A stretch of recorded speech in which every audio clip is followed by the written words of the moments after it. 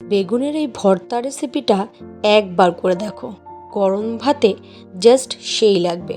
নমস্কার বন্ধুরা, রিমি লাইফস্টাইল চ্যানেলে আমি রিমি চলে এসেছি বেগুনের একটা ভর্তা রেসিপি নিয়ে। এই যে দেখতে পেয়েছো, প্রথমেই একটা একদম সতেজ বেগুন নিয়েছি। বেগুনটা পুরো টাটকা।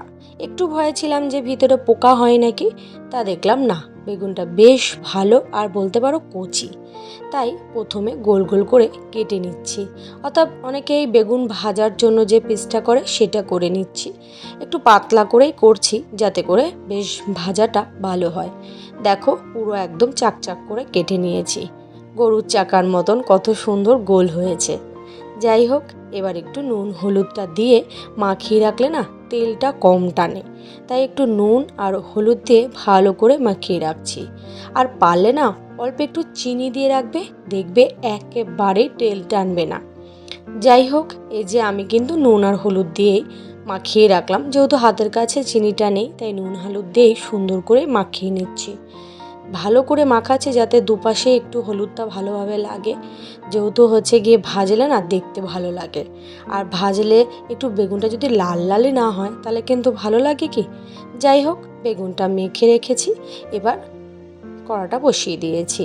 এবার কড়াইটা বেশ গরম হয়েছে, তার মধ্যে এবার বেগুনগুলোকেও একটু লাল লাল করে ভেজে নেব। প্রথমে আগে দেখে নিতে হবে তেলটা কেমন গরম হয়েছে।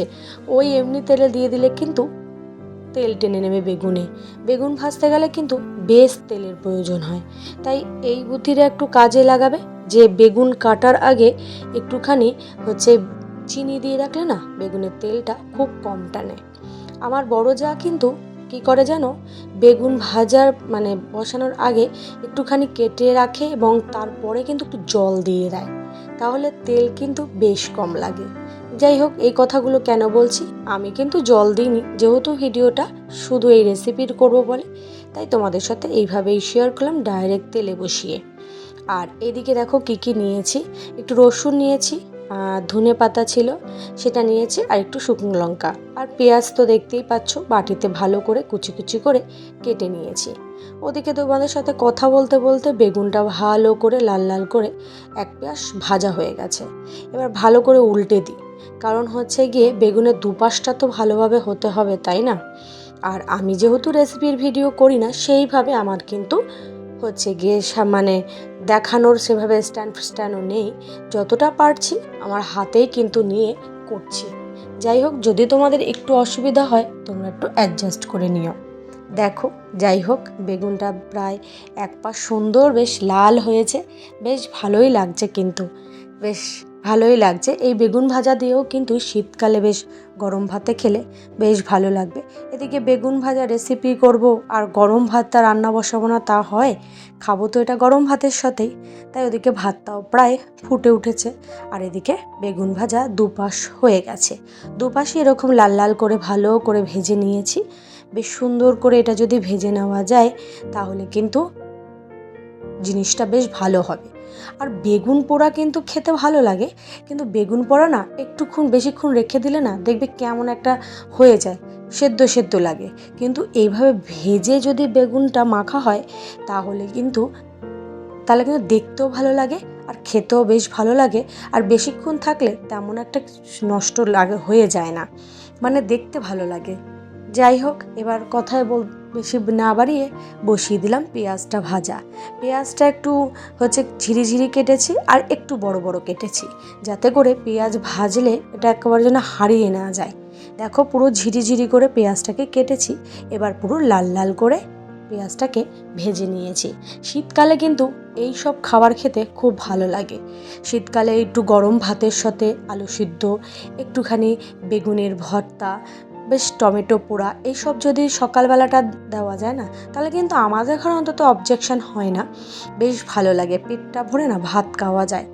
আর সবজি তো রয়েছে রান্নার জন্য, যেহেতু শীতকালে অনেক ধরনের সবজি পাওয়া যায়। যাই হোক, এদিকে পেঁয়াজটা ভাজা হয়ে গেছে, লঙ্কাটাকেও একটু ভেজে নিচ্ছি ভালো করে, সরিয়ে নিলাম কারণ গিয়ে ফুটছিল তাই ভাবলাম। আর এদিকে রসুনটাও ভালো করে ভেজে নিচ্ছি। গরমে রসুনটা তেমন একটা না খেলেও শীতে কিন্তু রসুনটা বেশ গা গরম করে, তার জন্য একটুখানি রসুনও দিয়ে দিলাম। তোমরা যদি না চাও যে রসুন দেবে না, তাহলে দেওয়ারও দরকার নেই।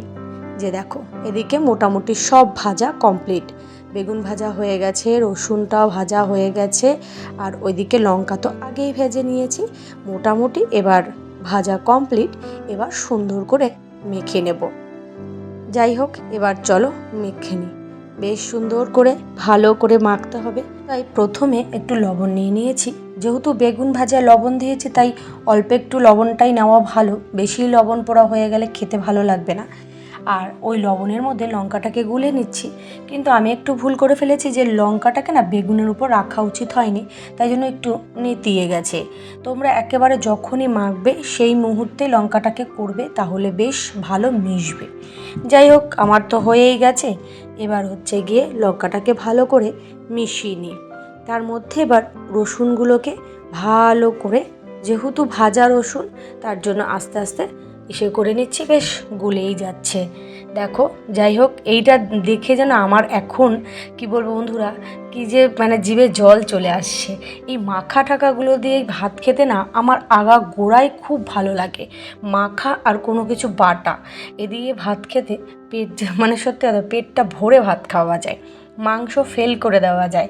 যে এরকম রেসিপি যদি একটু হয়, ব্যাস আমাদের ঘরে তো আর কিছু লাগে না।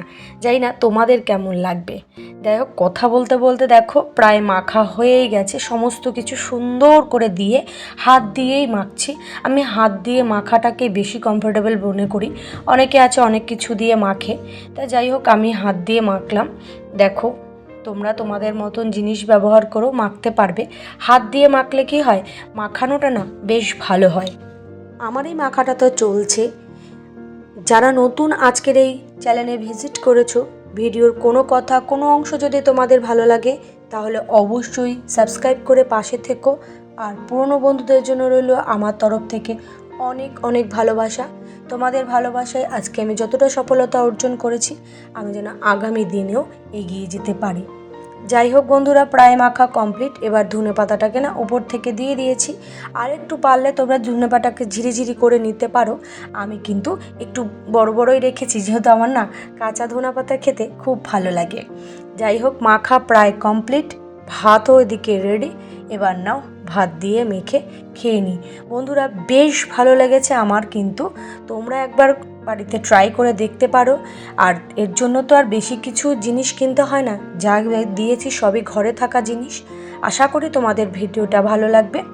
আজকের মতন আসি, আবার দেখা হবে নতুন একটা ভিডিওতে। আর তোমাদের এই ভিডিওটা কেমন লাগলো অবশ্যই কমেন্ট করে জানিও। আজকের মতন টাটা।